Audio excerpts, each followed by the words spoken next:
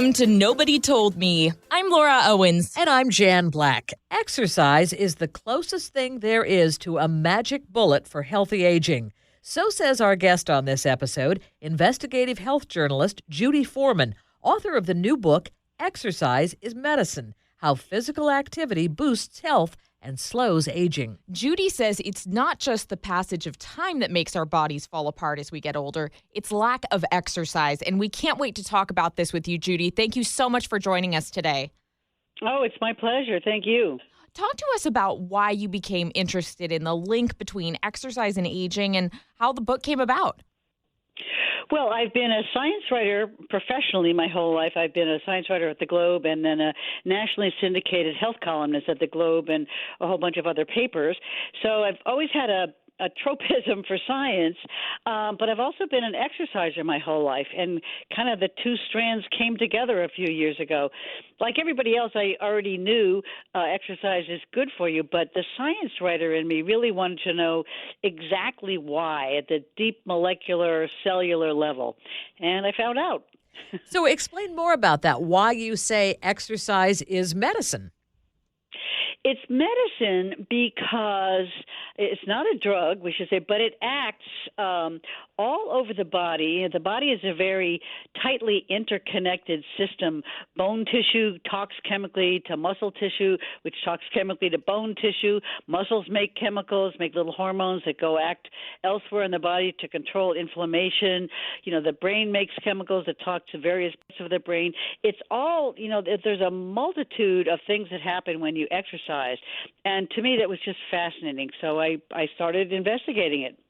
In the book, you talk a lot about aging because I think that's why so many of us are so interested in exercise, because we're trying to look the best we can and fight off time as much as we can.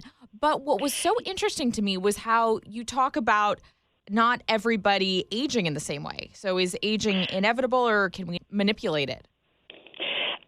I don't think we can totally get rid of it, but aging in the whole animal kingdom on the planet, some creatures don't age at all. In other words, they don't deteriorate over time, and their risk of dying is the same as like an hour after they're born to 10 years after they're born. Whereas for us, the risk of dying goes up as we age, and we do see the essence of aging, which is essentially the depressing deterioration of every body part over time. But the good news of the book is the scientists have discovered 9 basic hallmarks, 9 basic processes that constitute aging, and exercise can kind of roll back or slow down each one of these 9 things. On the other hand, sitting around too much, a sedentary life, and eating too much can actually make these 9 hallmark processes go faster. So it's really it's a direct line from exercise to less of these factors that control aging. And along those lines, I know one chapter of your book is called Sitting Kills. Tell us more about that, about the dangers, because you don't really think, well, I'm just sitting around. You don't think it's dangerous. I know. I mean, there's a sort of a joke, but it's not a joke. Sitting is the new smoking. I mean, sitting too much is so bad. I mean, when I started research for this book, I thought that a sedentary lifestyle was just the low end of the activity scale, like the opposite of marathoners or something. But it turns out it's a whole separate category of badness. It's a huge risk factor just in and of itself. There's a lot of reasons for that, but one of the main ones is kind of intuitive. When we sit too much, we tend to put on weight, and we gain fat.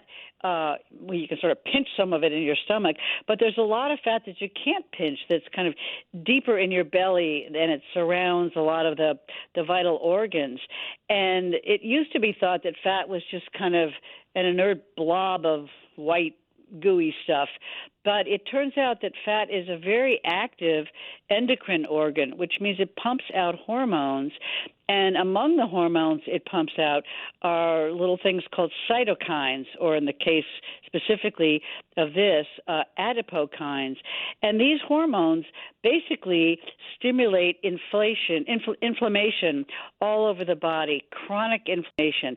And inflammation is the underlying cause for so many of the diseases of aging, including diabetes and heart disease and neurodegenerative problems. So you can kind of trace a direct line from sitting too much fat, too many cytokines, too much inflammation, too much disease, too much diabetes, obesity, etc. Did you find Pretty that? strong case. Oh Yeah, my gosh! really. Yeah, absolutely. Did you find that exercise tends to play a bigger role in our health and aging more so than diet? Wow, that's a good one. I'm going to go out. Well, I can't go out on a too big limb. Obesity is a huge problem, and you can't control it. Theoretically, you can control it by exercise because bottom line is calories in, calories out. So if you really burned, 20,000 calories a day and didn't change your diet, and you hadn't been doing that before, you'd probably lose weight. But for most of us, the math is just against us. Like if you're a 160-pound man and you walk 3 miles in an hour, you burn 255 calories, and that's the number of calories in a small muffin.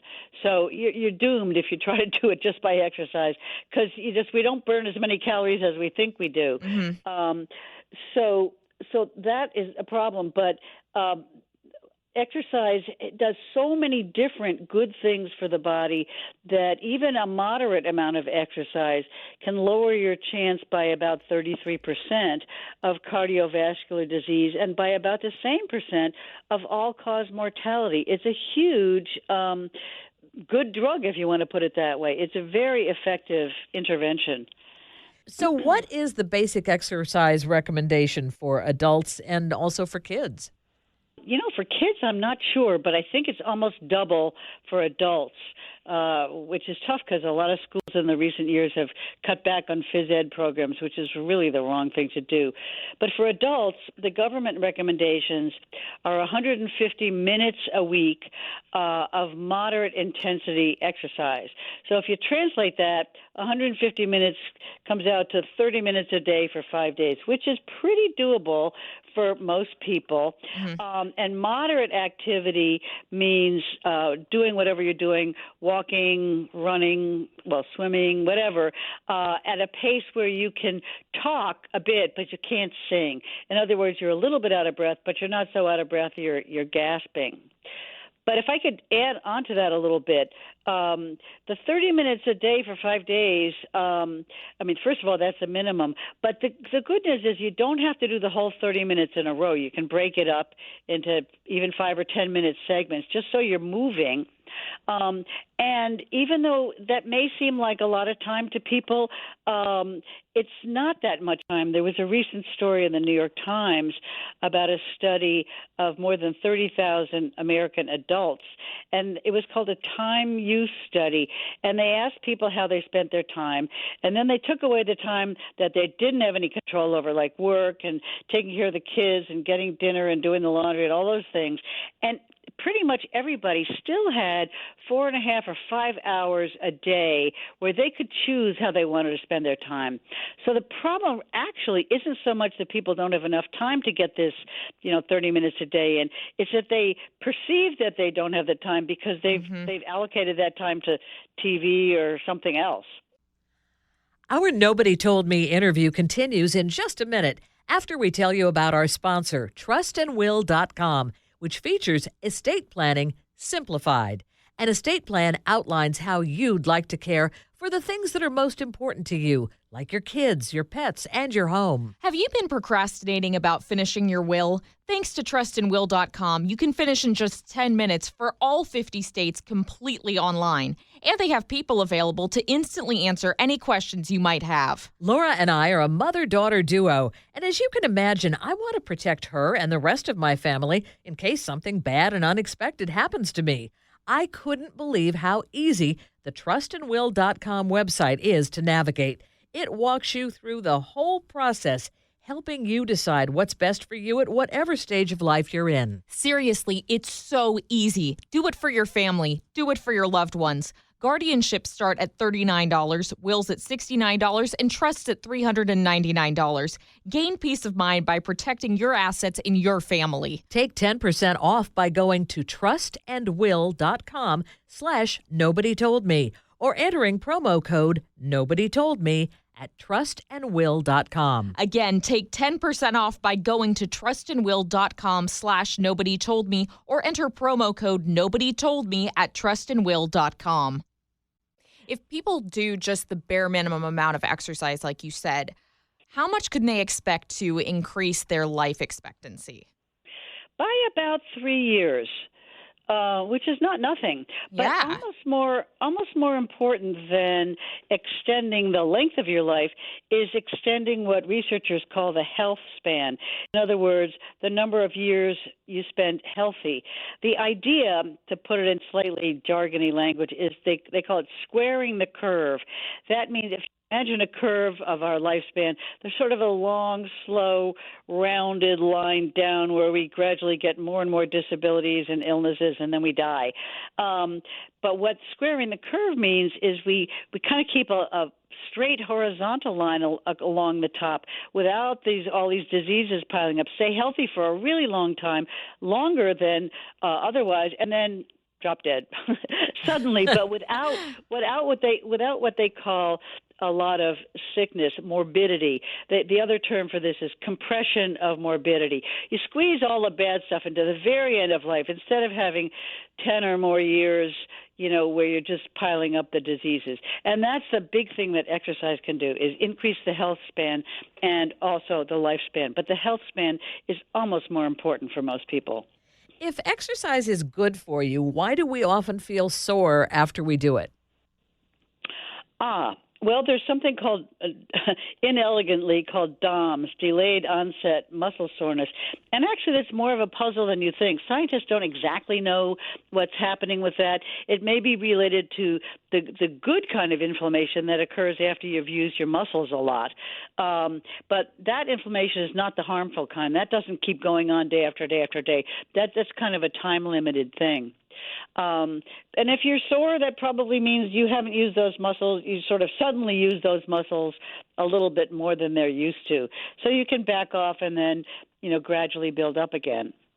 I really enjoyed reading about what exercises you think are most beneficial, and I agree with you about high-intensity interval training, and I was wondering if you could explain that a little bit to our listeners who may not be familiar with it and why you think it has such great benefits. Yeah, it's called HIIT, HIIT, high-intensity interval training. And it kind of got discovered or first researched in Israel way back in the 70s. And the protocol that they invented then, the protocols for how to do this you can find on the web or in my book, and they vary all over the place. But the original protocol was 30 seconds, so not that long a time, 30 seconds of really maximal effort. I mean, you are really cranking it. And then 3 or 4 minutes of recovery, which can mean walking slowly or sometimes even just standing there catching your breath. And then you go back and forth 3 or 4 times during the course of a workout, and you do that workout multiple times a week. The idea is to work really, really hard and then let your heart rate get down and you sort of recover, and then you do it again several times. What I do is sort of a made up my own thing. I do 1 minute pretty fast on the treadmill, and then I do 1 minute slow. And I go back and forth for half an hour, which is actually a fair amount of time. But you can do it. There are books out there, including one by a really good exercise guy at McMaster University in Canada. His name is Martin Gibala, Gibala, and I think it's called the 1 minute workout or the 1 minute exercise. That's a little extreme on the little end, but a lot of people get big benefits from high intensity exercise for a 10 or 20 minute span. So you don't necessarily at all have to spend an hour on the treadmill or an hour running or even an hour walking. You can just alternate fast walking and slow walking. So do we have to run to be physically fit, or does simple walking do just as much good? In general, running is probably better, but walking, especially if you walk at a brisk pace, can be fine, and it's a whole lot easier on your knees. I mean, a lot of people used to be runners in their youth, and then their knees kind of conk out, and they have to switch to biking or swimming or walking fast. But you can get just as good a workout doing other things besides running. The key is to get your heart rate up there. You can go, if you have a gym, you can go to an elliptical machine or an exercise bike, or obviously a real bike. I'm a swimmer, so I get a lot of my exercise by swimming.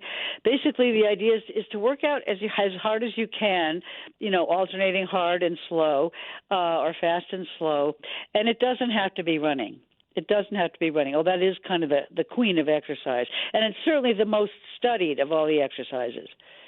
Throughout the book, you talk about all these great inspirational stories of many, many athletes, some of whom are in their late 80s or 90s. And I know you at least had one that was over 100 who have accomplished. Yeah, the French guy. Yes, exactly. And they've all accomplished these incredible athletic feats that I couldn't do. And I know a lot of our listeners couldn't do as well. What was your favorite story? Oh, that's easy. But just for your listeners' concern, I'm a kind of fanatic too on this, but even I don't want to aspire to some of these huge feats that people do. But the reason I put them in is, though, for inspiration and also to show that the human body can do these things. Not that we have to, or not that we even necessarily want to be a superstar in our 80s and 90s, but it is possible. Mm-hmm. My favorite story is the 85-year-old woman, Catherine Byers, who she's terrific. She has a great life story, and she ran the Boston Marathon, which is one of the tougher marathons because we have a few really killer hills. And she ran the marathon a couple of years ago in 7 hours and 50 minutes. I think she was the oldest person in the entire marathon. And then she spent the night in a hotel in Boston and got on a plane the next day and went to France and did like a 5-week hiking trip.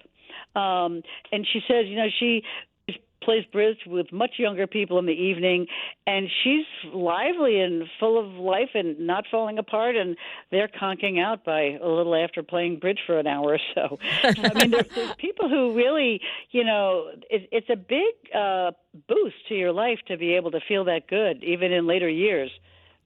I know one of the interesting things in your book is the fact that replacing just 2 minutes of sitting every hour with a bit of moving around helps mitigate the risks of sitting. And in fact, you also say don't sit for more than 30 minutes at a stretch. Tell us a little bit about that, because I wouldn't think that 2 minutes would really do that much. Yeah, I wouldn't either. That's a really good question. One of the more depressing studies that I read, most of the studies I read were not depressing at all, but one really was, and it was a study from 2014. They had almost 250,000 American adults, and they were really good exercisers. They exercised 7 hours a week, so that translates to an hour a day. And in a good week, I almost do that myself. But if those same people sat for 7 hours a day, like straight sitting at your desk or watching TV, you still have a lot of cardiovascular risk. You lose, if you just sit straight for all those hours, you lose a lot of the benefits of the exercise. So, yeah, the recommendation is to get up every half an hour, every hour, and even just stand, or if you're watching TV, walk around the sofa, or go get up and get a cup of coffee, or go to the bathroom, or do a load of laundry or something. In fact, you can, if you have a Fitbit or a phone with a certain exercise app, you can program the thing so it buzzes you every hour and says, "Yep, time to walk another 250 steps." And it's kind of stupid and silly, but it works. Those little reminders, you can set your phone to remind you every hour. And it really helps. It's so simple and basic, and yet it really works. Mm-hmm. What role do genetics play on aging versus the environment? Well, it's not versus. Both genes and the environment contribute a lot to how long we live, to the average or maximal lifespan. if you're born into a safe environment, your chances for longer life increase dramatically. Because when you think about it, if the environment is safe, then the babies can live to childhood and then adolescence and then reproductive age. And then after that, if they're lucky, they can keep going. If your environment is unsafe, you may not survive much past being born. And prey will get you in the animal kingdom, and in human life, things like viruses and bacteria can be very detrimental to babies, which is one reason why childhood vaccinations have essentially made the environment so much safer for modern kids that they can live longer. And there's a lot of evidence that the lifespan has been getting longer. Women are actually having their first baby a couple years later in life than they did just a few years ago, all of which is a good thing, although I have to say the life expectancy in the last 2 or 3 years overall has been going down because our environment has been getting less safe. People are dying a lot from opioid overdoses and from what they call diseases of despair like suicide and gun violence. But, overall, for the planet as a whole, the environment has been getting much safer, not through the miracles of modern medicine, but through really basic things like refrigeration that keeps food from spoiling, cleaner water, stuff like that just allows us and other animals to, survive childhood and survive adolescence and keep going after that. Our Nobody Told Me conversation continues in just a minute, but first, have you heard about Rothy's? They're the company making stylish shoes for women and girls out of recycled plastic water bottles. Rothy's shoes come in an ever-changing, exciting variety of colors, prints, and patterns. I love the look and feel of my black pointed-toe flats by Rothy's and would never have guessed that they're made out of repurposed plastic water bottles. Like mother, like daughter. I also own the Rothy's black pointed toe flats, and they are so comfortable. They're fully machine washable, and I wear them with everything from leggings to dresses and skirts. Rothy's flats, loafers, and sneakers always come with free shipping and free returns and exchanges. There's no risk, so there's no reason not to try them. Do what we did and check out all the amazing styles right now at rothys.com/NTM. The website is great, and that's where you can learn all about the shoes and the company behind them. Go to rothys.com/NTM to get your new flats. Comfort, style, and sustainability. These are the shoes you've been waiting for. Head to rothys.com/NTM today. I noticed that you pointed out that at the molecular level, we don't all age at the same rate. And you also note that different organs and tissues in the same person age at different rates. Tell us a little bit more about that. Yeah. Isn't that wild? Yeah. Well, there's this thing called the epigenetic clock, which your listeners may have heard of. Epigenetics, just for the record, refers to changes that happen to the DNA, but not in the DNA itself. Changes in the DNA itself are called mutations, and we all sort of think we know about that. Epigenetics refers to things from the outside that act on the DNA, and what they do is they tell a certain gene to turn on or turn off. And it turns out that one of the big things that controls all this is a little chemical glob called a methyl group, methyl, if you remember your high school chemistry.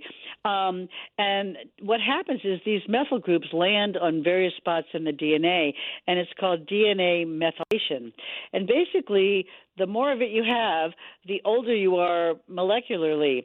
There was a fantastic study in Sweden a few years ago where they asked a bunch of young men, basically healthy young guys, and they did muscle biopsies. They took a little bit of muscle tissue from both their legs, and they on each of the guys, and then they had them all ride bikes in the lab several times a week for like 45 minutes at a time, and keep that up for a number of months, 3 or 4 months. And then they did another round of muscle biopsies. But the really cool thing they did was they made the guys only use one leg to exercise, and the other leg, the foot was just, they stuck their foot on the floor and it did nothing. And the fascinating thing was the leg that got the exercise had a totally different pattern of DNA methylation than the leg that didn't get exercise. And sort of in terms of the epigenetic clock, the leg that got exercise was physiologically younger than the leg that didn't get exercise. Oh, It's wow. really cool. It's a cool experiment because it's obviously like the perfect control group. It's the same body, same food, same sleep, same life, except one leg got exercise and the other didn't. You found out some really interesting information, too, about the purpose of living beyond our reproductive age. I've always wondered why that is. Well, so has everybody else. I'm glad we do, but just saying. You're not alone. I mean, there is no purpose to it in the sense that evolution doesn't plan anything. Evolution doesn't say, I think it'd be really good to make it so that people live past the reproductive age. What happens is that it's happened sort of semi by accident, but it turns out to have a very useful effect. It's called the grandmother effect in shorthand, and basically having a lot of post-reproductive females around is a huge resource for children and the grandchildren, and ultimately their children, because if you can help your grandkids survive among animals, if you know where scarce food is in a time of scarcity, or if you know where old water holes are, if you're an elephant or a whale or some of these other species that have grandmothers, post-reproductive females, that knowledge of where the watering holes are or the extra food, that can help your kids and their kids survive, which ultimately means that your genes, which get passed down the line, are also surviving. So there's an advantage all along the line to having grandmothers around. And grandfathers, too, can be really important. Way back in 1993, I was a reporter for the Boston Globe, and I went out to New Mexico to cover what mistakenly had been called the Navajo flu, but it turned out to be an epidemic of what was called the hantavirus, Hanta. And a lot of Navajo people were coming down with this. And it was a deadly disease. People were dying of really bad pneumonia. And the New Mexico health authorities teamed up with those from the Centers for Disease Control and Prevention, the CDC, and they all put their heads together, and they were not getting anywhere figuring out what was going on, why all these people were getting this lethal pneumonia. And they had the good sense to talk to the Navajo elders, who I think were mostly the grandfathers, not the grandmothers. But in any case, the elders said to the doctors, we noticed something like this twice before in the 20th century. There'd been a lot of excess rainfall and snow melt, which led to a super abundance of pinon nuts, which led to a huge abundance of deer mice that fed on the nuts, and this huge population of deer mice led to a big output of deer mouse poop, which eventually dried and got aerosolized, and then the people breathed it and got these lung infections. So it was the knowledge of the Navajo elders that really cracked this mystery for the doctors, the modern doctors. Again, a very useful thing for having older people around. Why do men age faster than women? That's a good question, and I'm not sure why. What we do know is that their epigenetic clock shows that they do, and also different ethnic groups age at different rates according to the epigenetic clock. And as you mentioned, some organs in the body age at different rates. Like the heart can actually be biologically 50 and the lungs 30, or the other way around. It's probably ultimately a function of the DNA methylation, but why that happens to men more than women, I don't know, and I'm not sure anybody actually knows. I've been really open on the show about how I've struggled with depression, and I find more than anything that exercising helps me feel better. And I loved reading about your research that showed that was indeed right, that exercise does have a lot of benefits cognitively. What are the stats like? Are fitter people really less likely to develop depression, and does it help them prevent Alzheimer's and other cognitive issues? Yeah, you actually, it's sort of two separate but connected issues.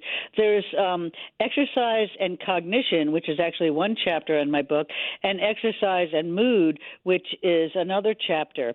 Cognition is, I'm sure your listeners know, is that kind of the thinking stuff our brain does, making decisions, analyzing things, memory, all those functions. And mood, obviously, is how depressed or undepressed or happy or sad or anxious or whatever that we feel. Excuse me, the really cool thing that I learned during the research of this is that the same brain chemicals are involved in both. It turns out that when you exercise, your brain pumps out a chemical that scientists call by a nickname Miracle Grow, like the stuff you put on your plants to help them grow. The technical name for Miracle Grow is BDNF, which stands for brain-derived neurotrophic factor. And that just means brain-derived means it comes from the brain, it's made in the brain, and neurotrophic means it's aimed toward nerves. And what happens when you exercise, your brain pumps out this BDNF, and it goes to the hippocampus, which is the memory center, one of the memory centers for the brain, and it literally makes new brain cells go. It's called hippocampal biogenesis. Not that you have to remember that term, but basically this Miracle Grow makes new nerves grow in the hippocampus.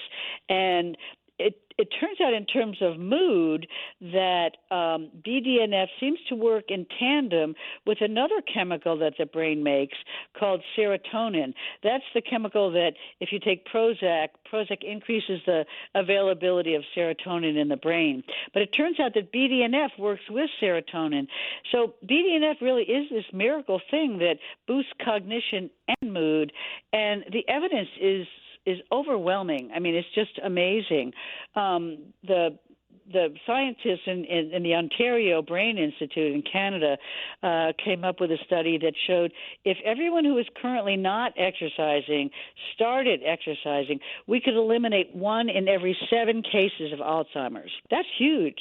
In terms of depression, a lot of the studies show that exercise is a very good way to help prevent depression, and if you already have it, it's as effective as the medications in a lot of the cases.